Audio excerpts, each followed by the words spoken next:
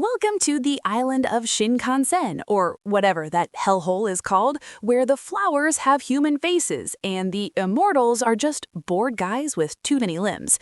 But forget about the eldritch horrors for a second, because we need to talk about the real tragedy of Hell's Paradise, the internal monologue of Yamada Asaemon Sagiri.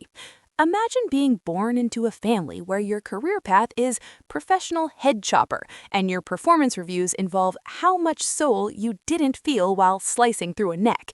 Sagiri starts the series in an absolute cognitive dissonance. In psychology, this is that delightful mental discomfort you feel when you hold two conflicting beliefs at once. For Sagiri, it's the belief that she must be a cold, unfeeling executioner to be worthy of her name, clashing violently with the fact that she actually has, a soul and feelings. She spends half her time trying to suppress her emotions, like she's trying to keep a lid on a boiling pot of ramen, only for the steam to blow the lid off every time she looks at Gabimaru. It's hilarious because everyone around her is like, just kill things, Sagiri, and she's over there having an existential crisis about the weight of the blade. She's basically the honor student who studied the textbook on how to be edgy, but kept failing the practical exam because she actually cares if people live or die. Her father and the rest of the Yamada clan represent this toxic productivity culture where empathy is seen as a bug in the system rather than a feature. They want her to achieve a state of emotional detachment, which is a psychological defense mechanism where a person disconnects from their emotions to avoid stress or pain. The problem is, Sagiri is terrible at it. She's too human for the family business, which is basically the anime equivalent of being a vegan in a family of butchers. She walks around with this massive chip on her shoulder, trying to prove she can be as empty as her peers, failing to realize that her emptiness is about as convincing as a cardboard cutout in a rainstorm.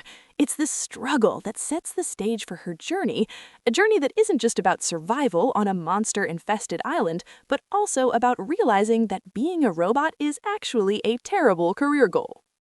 何があるかわからん。警戒して。手縄は外さない規則です。So, Sagiri lands on the island and is immediately surrounded by criminals who have more personality in their pinkies than the entire Yamada clan has in their collective lineage. She is trying to maintain her compartmentalization, which is when your brain stores conflicting ideas in separate mental folders so they don't touch. On one hand, she has the duty folder, which says Gabimaru is a monster who needs to die if he breathes wrong. On the other hand, she has the, wait, this guy is actually kind of a devoted husband folder. Watching those folders leak into each other is like watching a slow-motion car crash involving flowers and blood. Sagiri thinks her empathy is a weakness, a flaw in her steel. She views her own heart as a form of self-sabotage, another fun psychological concept where you unconsciously create obstacles for yourself because you don't think you deserve success or because you're afraid of your own potential. Every time she hesitates, she blames her womanhood or her weak nature, completely ignoring the fact that the men who don't hesitate are usually literal psychopaths or dead. The island serves as a giant, terrifying Rorschach test for her. Everything she sees reflects her inner turmoil. She sees the monsters, the Soshu, who are these weird fusions of beauty and horror, and they are basically a metaphor for her own state of being. She is trying to find the perfect strike, the one that feels nothing, but she keeps finding the human strike, the one that feels everything. It's the ultimate irony. The very thing she thinks is making her a bad executioner is actually what makes her the most dangerous person on the island. She's stuck in a loop of maladaptive perfectionism, where she sets these impossible standards of coldness for herself and then beats herself up when she inevitably feels a twinge of pity for a giant butterfly man. It's exhausting to watch, honestly. You just want to reach into the screen, give her a hug, and tell her that it's okay to not want to be a professional murderer without a conscience. But no, she has to do it the hard way, which involves almost dying about 15 times before she realizes that her weakness is actually her secret sauce. 静かに。Eventually, Sagiri starts to stumble upon the concept of the middle way, or the Tao. In the show's context, this is the balance between yin and yang, but in our world, we can look at it through the lens of dialectical thinking. This is the ability to view issues from multiple perspectives and reconcile two seemingly opposite truths. For Sagiri, the two truths are, I'm an executioner, and I'm a person who feels empathy. Instead of trying to kill one side of herself to let the other live, she has to let them hold hands and skip through the blood-stained meadows together. This is where she starts to master the middle way. It's not about being a cold-blooded killer, and it's not about being a helpless pacifist. It's about using the tension between those two states to create something stronger. It's like stress integration. Instead of letting the stress of her duty break her, she uses the empathy she feels to understand her opponents, which, surprise, surprise, makes it much easier to kill them efficiently. Talk about a dark silver lining. She realizes that her fear and her doubt aren't weights holding her back. They are the very things that keep her sharp. When she stops fighting herself, she becomes a force of nature. This is a classic example of moving from aversive motivation, doing things because you're afraid of failing or being judged, to intrinsic motivation, doing things because they align with your internal values. She stops trying to be the executioner her father wanted and starts being the warrior she actually is.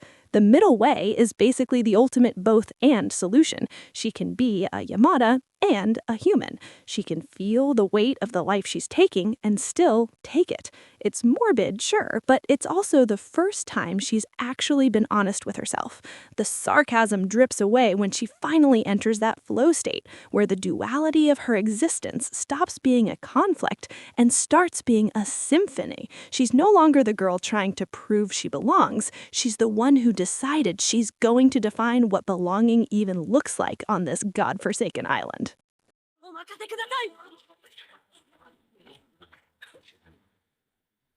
By the end of the first major arc, Sagiri has basically optimized her cognitive empathy. Unlike affective empathy, where you just feel what others feel and cry about it, cognitive empathy is the intellectual ability to understand someone else's mental state. Sagiri uses this to read her opponents, to see the Tao in them, and to find the exact point where they are vulnerable. She's not just swinging a sword anymore, she is performing surgery on the fly. It turns out that being unfeeling actually makes you a worse fighter because you're blind to the nuances of your enemy's spirit. Sagiri, with her big bleeding heart, sees everything. She reaches a state of self-actualization, which is the realization or fulfillment of one's talents and potentialities. She finally stops asking for permission to exist. The girl who was paralyzed by the thought of her own imperfection realizes that perfection is a lie sold to her by a clan of people who are essentially emotional zombies. Her empathy allows her to connect with Gabby Morrow in a way no one else can, creating a partnership based on mutual recognition of their monstrous and human parts. It's the ultimate middle finger to the traditional Yamada way. She proves that you don't have to lose your humanity to be excelso at what you do. You just have to learn how to carry it without letting it crush you.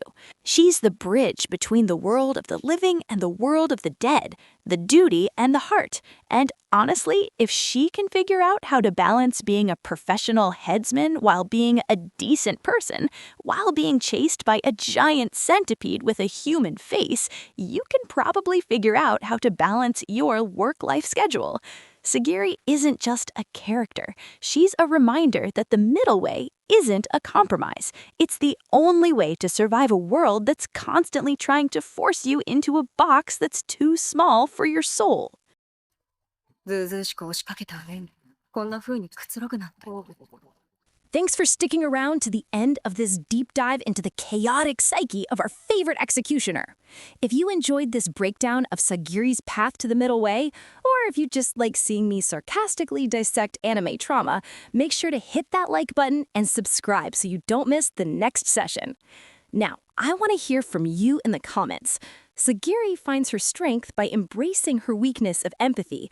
What's a trait you used to think was a flaw but turned out to be your secret superpower? Let me know below.